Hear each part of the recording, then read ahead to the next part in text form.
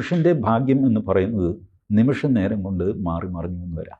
Look at Narendra Modi. 97 remember this year 1997 ഇനി ഈ മനുഷ്യന് ഗുജറാത്തിൽ കാല് കുത്താൻ വിടരുത്, ഇറങ്ങിപ്പോളാൻ. എല്ലാവരും ഗാങ്ങപ്പ് ചെയ്തു. BJPക്കുള്ളിൽ മോദിയെ ഗുജറാത്തിൽ നിന്ന് മാറ്റി. ഇനി ഗുജറാത്തിൽ മോദിക്ക് കയറില്ല. വല്ലപ്പോഴും വന്നു പോകാൻ വല്ല ട്രെയിനിനോ ബസ്സിനോ വന്ന് തിരിച്ചു പോക്കോളാം. He was thrown out of Gujarat. കയറി പോരുതെന്ന് പറഞ്ഞു. മോദി ഒന്നും മിണ്ടിയില്ല. ഒന്നും മിണ്ടാതെ തൻ്റെ സഞ്ചിയും തുളത്തിട്ടുണ്ട്. ഈ വെന്റ് ടു ഡൽഹി. പാർട്ടി എന്ത് പറഞ്ഞോ അതൊക്കെ ചെയ്തുകൊണ്ട് തീരും. Then what happened?